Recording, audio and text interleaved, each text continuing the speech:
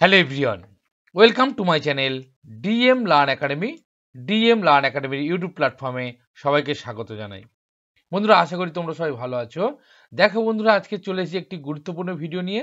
দেখো, upper primary TET 2026 অর্থাৎ 2026 সালের কিন্তু মার্চ মাসের মধ্যে আপার প্রাইমারি টেট অবশ্যই করে তোমাদের হতে চলেছে কোর্টের রায় অনুযায়ী। ওকে, তো অবশ্যই আপার প্রাইমারি টেটের প্রস্তুতি কিন্তু আমরা শুরু করে দিয়েছি। আজকের একটি গুরুত্বপূর্ণ ভিডিও নিয়ে আমরা হাজির হয়েছি। দেখো, বাংলা প্যাডাগজি থেকে আজকের একটি গুরুত্বপূর্ণ ভিডিও রয়েছে, যেখানে বাছাই করা কিন্তু সেরা কমনযোগ্য প্রশ্নগুলি রয়েছে। ওকে, দেখো, আজকের কিন্তু বাংলা প্র্যাকটিস সেট 1 নিয়ে আমরা আলোচনা করব। তাই আজকের ভিডিওটি খুবই গুরুত্বপূর্ণ হতে চলেছে। অবশ্যই প্রত্যেকটা প্রশ্ন কিন্তু আমরা ডিটেলসে আলোচনা করার চেষ্টা করব, কনসেপ্ট ক্লিয়ার করার চেষ্টা করব। আজকের ভিডিওটি অবশ্যই তোমরা শেষ পর্যন্ত দেখো, স্কিপ না করে। ওকে, অবশ্যই করে আজকের ভিডিওটি তোমাদের জন্য খুবই হেল্পফুল হতে চলেছে। দেখো, তোমরা যারা আমার চ্যানেলে নতুন, এখনো সাবস্ক্রাইব করোনি, তোমরা চটপট করে সাবস্ক্রাইব করে নাও। তো অবশ্যই পাশে থাকা বেল আইকনটি তোমরা প্রেস করে রাখো। আর যদি ভিডিওটি ভালো লাগে, অবশ্যই প্রত্যেকে একটু লাইক করে দাও, সঙ্গে সঙ্গে বন্ধুদের মধ্যে একটু শেয়ার করে দিতে ভুলবে না। ওকে, তো আজকের ভিডিওটি অবশ্যই খুবই গুরুত্বপূর্ণ ভিডিও হতে চলেছে, তোমরা শেষ পর্যন্ত দেখো। বেশি কথা না বাড়িয়ে চলে যাব আজকের গুরুত্বপূর্ণ ভিডিওটি কি রয়েছে দেখে নেব। প্রত্যেকটা প্রশ্ন কিন্তু আমরা কনসেপ্ট ক্লিয়ার করার চেষ্টা করব, ডিটেলসে আলোচনা করব। তাই প্রত্যেকে বলছি তোমরা শেষ পর্যন্ত অবশ্যই দেখতে থাকো এবং কমেন্ট বক্সে জানাবে অবশ্যই কেমন হলো আজকের ভিডিওটি। সঙ্গে সঙ্গে বন্ধুদের মধ্যে একটু শেয়ার করে দেবে। আর কোথাও কোনো সমস্যা থাকলে কিন্তু তোমরা অবশ্যই কমেন্টে জানাতে ভুলবে না। আর তোমরা যদি ভাবো সমস্ত পিডিএফগুলো তোমরা পেয়ে যাবে, অবশ্যই তোমরা পিডিএফগুলো পেতে পারো। দেখো, তোমরা আমার টেলিগ্রাম গ্রুপে যুক্ত হয়ে যাও, টেলিগ্রাম গ্রুপের লিঙ্ক কিন্তু ডিসক্রিপশনে দেওয়া রয়েছে। ওকে, তো চলো দেখে নিই গুরুত্বপূর্ণ প্রশ্নগুলি কি কি রয়েছে এবং প্রত্যেকটা বিষয় কিন্তু আমরা ডিটেলসে আলোচনা করার চেষ্টা করব। চলো দেখো, প্রথম প্রশ্ন কি বলেছে, এনসিএফ 2005-এর সুপারিশ অনুযায়ী স্কুলগুলিতে একটি বিশেষ ক্ষেত্রে পড়া এবং লেখার অধিক দৃষ্টি দিতে হবে এমনটি বলা হয়েছে। সেই বিশেষ ক্ষেত্রটি হলো, দেখো এটা কিন্তু সিটের 2012 নভেম্বরের প্রশ্ন এসেছিল। তাহলে কি বলেছে, এনসিএফ 2005-এর সুপারিশ অনুযায়ী। দেখো, এনসিএফ 2005টা কিন্তু অবশ্যই খুবই একটি গুরুত্বপূর্ণ। এনসিএফ 2005টা তোমরা ভালোভাবে করে রাখবে। দেখো, এনসিএফ 2005-এর সুপারিশ অনুযায়ী স্কুলগুলিতে একটি বিশেষ ক্ষেত্রে পড়া এবং লেখার অধিক দৃষ্টি দিতে হবে এমনটি বলা হয়েছে। সেই বিশেষ ক্ষেত্রটি কোন ক্ষেত্রে বলা হয়েছে? দেখো, মাতৃভাষা, হিন্দি, অন্যান্য অভারতীয় ভাষা আর ইংরাজি ভাষা। অবভিয়াসলি দেখো, 2005-এর সুপারিশ অনুযায়ী কিন্তু মাতৃভাষার উপর গুরুত্ব দেওয়া হয়েছে। ওকে, মাতৃভাষার উপর কিন্তু গুরুত্ব দেওয়া হয়েছে সব থেকে বেশি, এবং এই মাতৃভাষায় পড়া এবং লেখার অধিক দৃষ্টি কিন্তু দিতে হবে। ওকে, চলো নেক্সট। স্কিমিং কি? দেখো, স্কিমিং কি বলেছে, স্কিমিং কি বলেছে, বিভিন্ন ভাবনা, প্রয়োগ এবং তত্ত্ব সকলের সজ্জা বিষয়ে মতামত নির্মাণ করা, খুব দ্রুত কোনো গ্রন্থ বা পাঠ্যাংশটির উপর চোখ বোলানো এবং তার বিষয়ে ভাবনা এবং মূল বক্তব্য বুঝে নেওয়া, আর গ্রন্থ বা পাঠ্যাংশটি খুঁটিনাটি সমেত পড়ে ফেলা, যা থেকে বিশেষ বিষয় তথ্য খুঁজে নেওয়া এবং অপ্রাসঙ্গিক ঘটনাবলী যা বিবরণকে ছেঁটে ফেলা যায়, পাঠ্য বিষয় থেকে তথ্যাবলী নিয়ে একটি লেখ্য রূপ সৃষ্টি করা। দেখো, স্কিমিং, দেখো স্কিমিং এবং স্ক্যানিং এই দুটো বিষয় কিন্তু খুবই গুরুত্বপূর্ণ। ওকে, বাংলা প্যাডাগজির ক্ষেত্রে। এবার স্কিমিং কি আর স্ক্যানিং কি? দেখো, স্ক্যানিং, স্ক্যানিং হচ্ছে কি না, কোনো গ্রন্থ বা পাঠ্যাংশ থেকে পুরোপুরিভাবে স্ক্যান করে নেওয়া, অর্থাৎ টোটাল সমস্ত বিষয়টাকে একদম তথ্য খুঁজে বের করে নেওয়া। ঠিক আছে, সেটাকে বলা হচ্ছে স্ক্যানিং। আমরা কোনো ডকুমেন্ট যেমন স্ক্যান করি, অর্থাৎ সেই ডকুমেন্টসের পুরো বিষয়টা কিন্তু আমরা তুলে নিই, তাকে বলা হয় স্ক্যানিং। ওকে, এবং স্কিমিং কি? স্কিমিং হচ্ছে অর্থাৎ স্কিপ করে করে যেগুলো আমরা করি, অর্থাৎ মূল বিষয়টা কোনো পাঠ্যাংশের উপর একবার বা দুবার চোখ বুলিয়ে নিয়ে, চোখ বুলানোর পর মূল বিষয়টা সেখান থেকে তুলে নেওয়াটা হচ্ছে কি স্কিমিং। ওকে, তাহলে এখানে দেখো, বিভিন্ন ভাবনা প্রয়োগ ও তত্ত্ব সকলের সজ্জা বিষয়ে মতামত নির্মাণ, এটা তো নয়। এখানে দেখো 2 নম্বর যে বিটটা, যে অপশন রয়েছে, খুব দ্রুত কোনো গ্রন্থ বা পাঠ্যাংশটির উপর চোখ বোলানো। অবশ্যই আমরা খুব দ্রুত কোনো গ্রন্থ বা পাঠ্যাংশের উপর চোখ বোলাবো এবং তার যে বিষয় বা ভাবনা এবং মূল বক্তব্য বুঝে নেওয়াটাই কিন্তু হলো স্কিমিং। ওকে, তাহলে সঠিক উত্তরটি হয়ে গেল দেখো বিটটা। সঠিক উত্তর হয়ে গেল বিটটা। দেখো সিটটা কি বলেছে, গ্রন্থ বা পাঠ্যাংশটির খুঁটিনাটি সমেত পড়ে ফেলা। যখন খুঁটিনাটি সমেত পড়ে ফেলবো এবং বিষয় ও তথ্য খুঁজে নেওয়া, যখন খুঁটিনাটি পড়বো তখন কিন্তু সেটা হয়ে যাবে কি স্ক্যানিং। ওকে, চলো নেক্সট। তিনেরটা কি বলেছে, সৃজনশীল পঠনের বা ক্রিয়েটিভ রিডিং এর দৃষ্টান্ত হলো। সৃজনশীল পঠন অর্থাৎ যে পাঠের মধ্যে কিন্তু কিছু একটা সৃজনশীলতার প্রকাশ পাবে। ওকে, এবারে দেখো এরটা কি বলেছে, অর্থের খোঁজে পাঠ করা, রিডিং অফ মিনিং, বিষয় সম্বন্ধে আরো তথ্য সংগ্রহের জন্য পাঠাগারের সূত্র নির্দেশক কাজ করা, সম্পর্কিত তথ্যাবলীর সন্ধানে অন্তর্জাল অনুসন্ধান করা, ভিন্ন বা স্বতন্ত্র দৃষ্টিকোণ থেকে বিষয়টি নাট্যায়ন ভূমিকা নির্ধারণ করা এবং পুনর্লিখনের কাজ করা। দেখো সৃজনশীল অর্থাৎ কোনো কিছু আবার মানে তৈরি করা বা নির্মাণ করা। তাহলে এখানে আমরা দেখতে পাচ্ছি যে ডির অপশনটা দেখো, যদি ভিন্ন ভিন্ন স্বতন্ত্র দৃষ্টিকোণ থেকে নাট্যারূপ অর্থাৎ যদি পঠনটির অর্থাৎ পড়াটার যদি নাট্য রূপ দেওয়া যায় তাহলে কিন্তু সেটা সৃজনশীল পঠন হবে। অবশ্যই পড়াটা নাটকের মতো হলে সেখানে তার একটা নিজস্ব কলা কৌশলী কিন্তু প্রকাশ পায়। ওকে, তখন সেটা হয়ে যায় সৃজনশীল পঠন। ওকে, তাহলে এখানে ডিটটা হয়ে গেল আমার সঠিক উত্তর। চলো নেক্সট।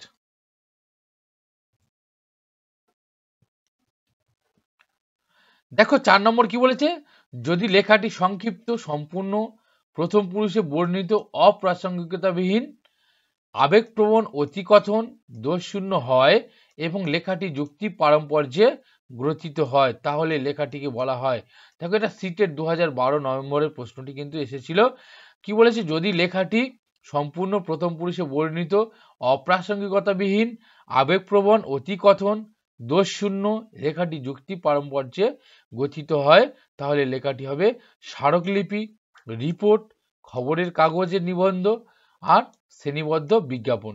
দেখো সংক্ষিপ্ত বলেছে, সংক্ষিপ্ত বলেছে যখন খবরের কাগজের নিবন্ধ যদি হয় এটা, তাহলে এটা সংক্ষিপ্ত হয় না। রিপোর্টটাও কিন্তু সংক্ষিপ্ত হয় না, তাহলে রিপোর্টটা আমরা বাদ দেব। এবার পড়ে আছে স্মারকলিপি আর শ্রেণীবদ্ধ বিজ্ঞাপন।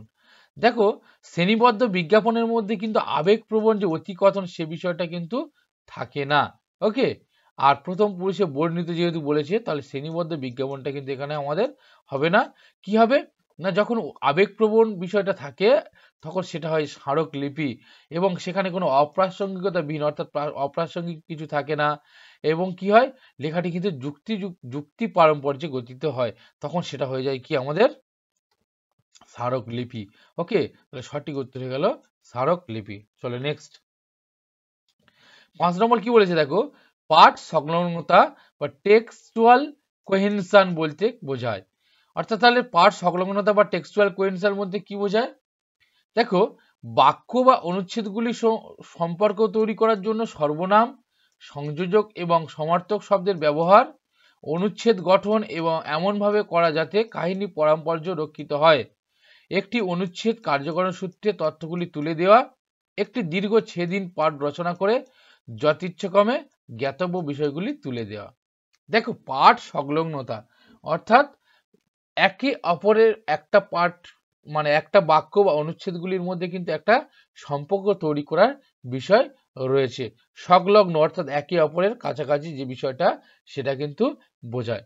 তাহলে এখানে কি হবে সঠিক উত্তরটা, দেখো এখানে আমরা এরটা যদি দেখি, বাক্য অনুচ্ছেদগুলির সম্পর্ক তৈরি করার জন্য সর্বনাম, সংযোজক এবং সমার্থক শব্দের ব্যবহার। দেখো পাঠ সংলগ্নতা যখন পাঠ সংলগ্ন হয় অর্থাৎ পাঠের সঙ্গে সংযুক্ত যে বিষয়গুলো সেটা আমরা মূলত দেখি যে সর্বনাম, সংযোজক, অব্যয় বা সমার্থক শব্দগুলি ব্যবহার করে কিন্তু সেটাকে আমরা বিভিন্ন সম্পর্ক তৈরি করতে পারি। তাহলে এখানে সঠিক উত্তর হয়ে গেল এরটা। চলো নেক্সট। 6 নম্বর প্রশ্ন কি বলেছে, অর্থ উপলব্ধির মাধ্যমে নেগোসিয়েশন অফ মিনিং। অর্থ উপলব্ধির মাধ্যমে অর্থাৎ নেগোসিয়েশন অফ মিনিং যখন শিক্ষার্থী তার ভাষাগত যোগ্যতা দক্ষতার উন্নতি ঘটানোর চেষ্টা করে, এর অর্থ হলো অর্থাৎ অর্থ উপলব্ধির মাধ্যমে যখন শিক্ষার্থী তার ভাষাগত যোগ্যতা দক্ষতা উন্নতি ঘটানোর চেষ্টা করে তার অর্থ কি হচ্ছে, দেখো শিক্ষক শিক্ষিকার সাথে যোগাযোগের মাধ্যমে পাঠ্যক্রম সম্পর্কিত দ্বিধার অবসান ঘটায়, শব্দের উপযুক্ত অর্থ ও ব্যবহার শেখার জন্য ঘন ঘন অভিধান ব্যবহার করে, জ্ঞান আহরণের জন্য আরো তথ্য সংগ্রহ করে ও বিস্তৃতভাবে বুঝতে চেষ্টা করে, তাকে পুনর্গঠন করে, ব্যাকরণের গঠন শৈলী ব্যবহার করে। দেখো, যখন অর্থ উপলব্ধির মধ্যে দিয়ে যখন কিন্তু শিক্ষার্থী যোগাযোগ দক্ষতার উন্নতি করতে চাইবে, তখন সে কি করবে?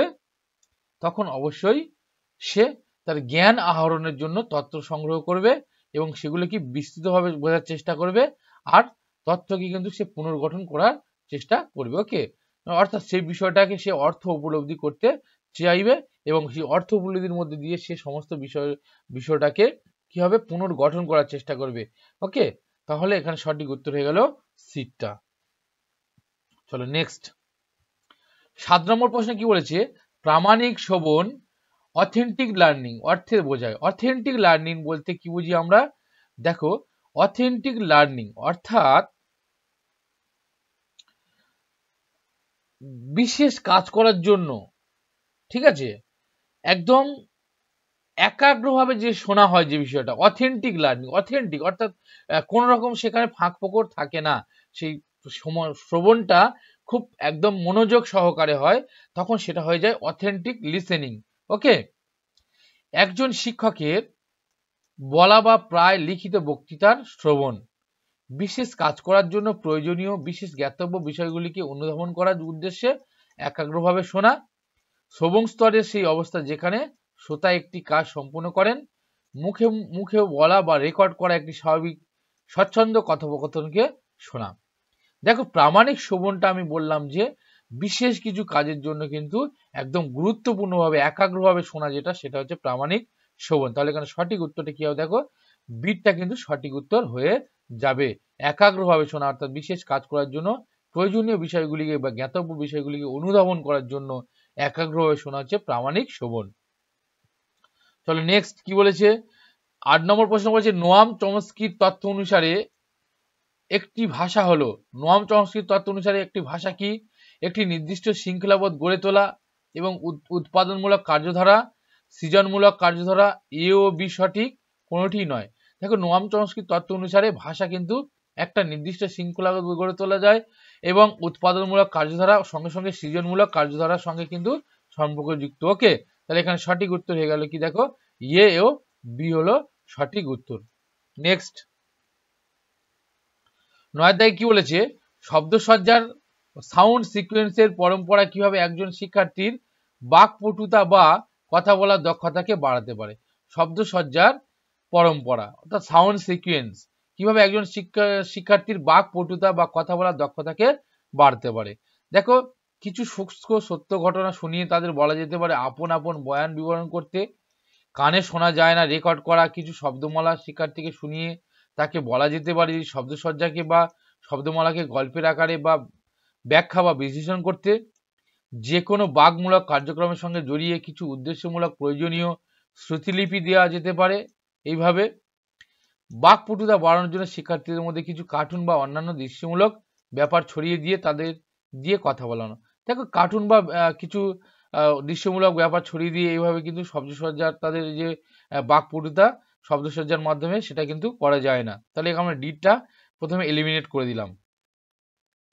ওকে, তারপরে দেখো, যে কোনো বাকমূলক কার্যক্রমের সঙ্গে জড়িয়ে কিছু উদ্দেশ্যমূলক প্রয়োজনীয় শ্রুতিলিপি দিয়ে তাদের বাকপটুতা আমরা কিভাবে গড়ে তুলব, এটা তো হতে পারে না। তারপরে দেখো, কানে শোনা যায় না রেকর্ড করা কিছু শব্দমালা শিক্ষার্থীকে শুনিয়ে তাকে বলা যেতে পারে যে শব্দসজ্জা বা শব্দমালাকে গল্পের আকারে ব্যাখ্যা বা বিশ্লেষণ করতে। সাউন্ড সিকোয়েন্স শব্দসজ্জার কানে শোনা যায় না বলেছে এখানে, তাহলে এখানে শব্দসজ্জা বা শব্দমালাকে গল্পের আকারে ব্যাখ্যা বা বিশ্লেষণ করতে বলা হয়। আর একটা কিছু শুষ্ক সত্য ঘটনা শুনিয়ে তাদের বলা যেতে পারে আপন আপন বয়ান বা বিবরণ দিতে। দেখো, যখন আপন আপন বয়ান বা বিবরণ দিতে বলবে, অবশ্যই তাদের মধ্যে কিন্তু একটা কথা বলার দক্ষতা গড়ে উঠবে, অর্থাৎ নিজের মতন করে সে বিষয়টাকে উপস্থাপন করবে সমস্ত বিষয়টা শুনে। ওকে, তাহলে এখানে সঠিকভাবে গুরুত্বপূর্ণ যে পয়েন্টটা এখানে রয়েছে, যে অপশানটা রয়েছে, সেটা হচ্ছে কি, কিছু শুষ্ক সত্য ঘটনা শুনিয়ে তাদেরকে কিন্তু আপন আপন বয়ান দিতে বলা যেতে পারে। তার ফলে তাদের কথা বলার দক্ষতা বা বাকপটুতা অবশ্যই কিন্তু গড়ে উঠবে। ওকে, চলো নেক্সট। 10 নম্বর প্রশ্ন কি বলেছে, শিক্ষণ ও মূল্যায়নের ক্ষেত্রে দপ্তর বলতে বোঝায়। দেখো, শিক্ষণ ও মূল্যায়নের ক্ষেত্রে দপ্তর বলতে কি বোঝায়, সিটের 2012 নভেম্বরের প্রশ্নটি এসেছিল। শিক্ষণ মূল্যায়নের ক্ষেত্রে দপ্তর মৌখিক পরীক্ষা যা প্রতি বর্ষ কার্যকালে হয়, নির্দিষ্ট সময় জুড়ে কোনো শিক্ষার্থী বা ছাত্রের কাজের সংগ্রহ, যার দ্বারা সেই ছাত্রের অগ্রগতি ও প্রগতি বোঝা যায়। শিক্ষকের দ্বারা কোনো ছাত্রের ব্যবহার, প্রবণতা ইত্যাদি নথি রাখা, নির্দিষ্ট সময়ান্তর কাগজে কলমে পরীক্ষা। দেখো, শিক্ষণ মূল্যায়নের ক্ষেত্রে দপ্তর কাগজে কলমে পরীক্ষা কেবলমাত্র এটা কিন্তু শিক্ষণ মূল্যায়নের ক্ষেত্রে কোনো রকম ভাবে খাটছে না। শিক্ষকের দ্বারা কোনো ছাত্রের ব্যবহার বা প্রবণতা ইত্যাদি নথি রাখা, কেবলমাত্র নথি রাখার জন্য কি মূল্যায়ন করা হয়? না, নথি রাখার জন্য মূল্যায়ন করা হয় না। শিক্ষার্থী তার অগ্রগতি কোথায় ফাঁক ফোকর রয়েছে সমস্ত বিষয় দেখার জন্য কিন্তু মূল্যায়ন করা হয়। বিদ্যাকে দেখো নির্দিষ্ট সময় জুড়ে শিক্ষার্থী বা ছাত্রের কাজের সংগ্রহ, অর্থাৎ একটা নির্দিষ্ট সময় জুড়ে ছাত্রছাত্রীরা যে কাজগুলো করেছে সেগুলো সংগ্রহ করা হয় এবং তার দ্বারা ছাত্রের অগ্রগতি ও প্রগতি বোঝা যায়। একদম দেখো, এটা শিক্ষণ ও মূল্যায়নের ক্ষেত্রে যে দপ্তর আমরা বলতে পারি, নির্দিষ্ট সময় জুড়ে কিন্তু ছাত্রছাত্রীর সমস্ত কাজের সংগ্রহ করা এবং যার দ্বারা কিন্তু আমরা তাদের অগ্রগতিটাকে আমরা মানে ব্যক্ত করতে পারি বা প্রগতিটাকে বুঝতে পারি। ওকে, তাহলে সঠিক উত্তর হয়ে গেল বিটটা। চলো নেক্সট। 11 নম্বর প্রশ্নে কি বলেছে, একক সংলাপ বা স্বাগত ভাষণের 3টি উপবৈশিষ্ট্য কি কি? দেখো, একক সংলাপ অর্থাৎ একা একা যে সংলাপ বা স্বাগত ভাষণ। স্বাগত ভাষণ আমরা জানি যে কোনো অনুষ্ঠানের শুরুতে স্বাগত একটা ভাষণ হয় এবং সেই বক্তা কিন্তু একাই সেই ভাষণটা দিয়ে থাকে। তাহলে বক্তার সিদ্ধান্ত নির্ণয়, এখানে কিন্তু বক্তার কোনোভাবে সিদ্ধান্ত নির্ণয় হয় না। স্বরভঙ্গি অবশ্যই থাকে, পূর্বাপর বিষয় সম্পর্কে রচনার দক্ষতা, এটা তো কোনোভাবেই হবে না, এলিমিনেট করে দাও। দৈহিক ভঙ্গি, সিদ্ধান্ত, অনুমতি, সিদ্ধান্ত, এই স্বাগত ভাষণের মধ্যে কোনো রকমভাবে সিদ্ধান্ত বা অনুমতি কিছু থাকে না। আর বক্তার উপস্থিতি বা চেহারা, অবশ্যই বক্তার উপস্থিতির চেহারাটা একটু আধটু থাকতে পারে কিন্তু সিদ্ধান্ত অনুমতি থাকে না, তাহলে এটাকে আমরা এলিমিনেট করে দেব। স্বরভঙ্গি, কণ্ঠস্বরের বৈশিষ্ট্য এবং দ্রুত বা গতি, অবশ্যই দেখো এটা একটা গুরুত্বপূর্ণ বিষয়।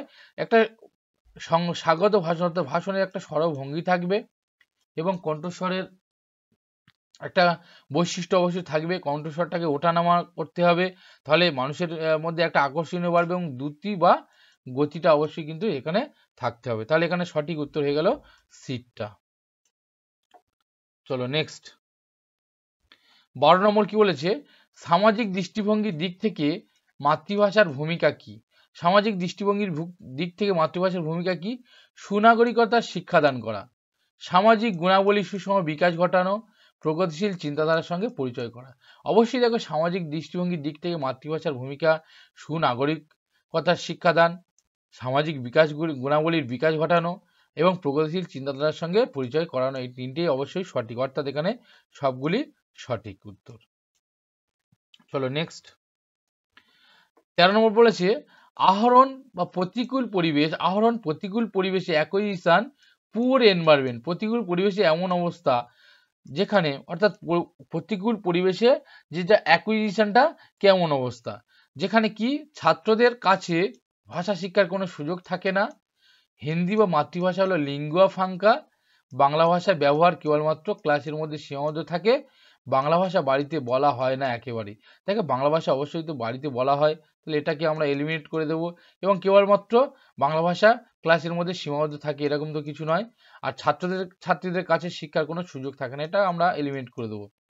দেখো, হিন্দি মাতৃভাষা হলো লিঙ্গুয়া ফ্রাঙ্কা, হিন্দি বা মাতৃভাষা হলো লিঙ্গুয়া ফ্রাঙ্কা।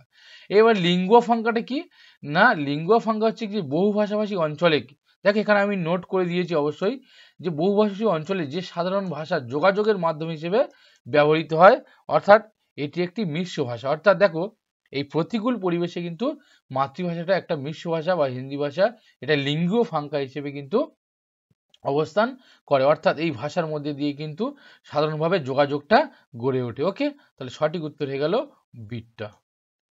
চলো নেক্সট। 14 নম্বর প্রশ্ন, অন্তর্দৃষ্টিমূলক তত্ত্বের প্রবক্তা কে? অন্তর্দৃষ্টিমূলক তত্ত্বের প্রবক্তা দেখো প্যাভলভ, লিউইন, থর্নডাইক, কোহলার। অন্তর্দৃষ্টিমূলক তত্ত্বের প্রবক্তা কে? দেখো অন্তর্দৃষ্টিমূলক তত্ত্বের প্রবক্তা অবশ্যই তোমরা জানো সবাই, কোহলার। ওকে, কোহলার হচ্ছে অন্তর্দৃষ্টিমূলক তত্ত্বের প্রবক্তা। চলো নেক্সট দেখো আজকের প্র্যাকটিস সেটের শেষ প্রশ্ন। অবশ্যই তোমরা যারা আমার চ্যানেল নতুন এখনো সাবস্ক্রাইব করে তোমরা চটপট করে সাবস্ক্রাইব করে দাও এবং পাশে থাকা বেল আইকনটি অবশ্যই প্রেস করে দাও। আর যদি ভিডিওটি ভালো লাগে প্রত্যেকে একটু সুন্দর হাত দিয়ে একটু লাইক করে দাও, সঙ্গে সঙ্গে বন্ধুদের মধ্যে একটু শেয়ার করে দিতে কিন্তু ভুলবে না। ওকে, আর সমস্ত ভিডিওর পিডিএফগুলো তোমরা পেয়ে যাবে, সমস্ত তথ্যগুলো অবশ্যই পেয়ে যাবে তোমরা আমার টেলিগ্রাম গ্রুপে কিন্তু যুক্ত হয়ে যাও।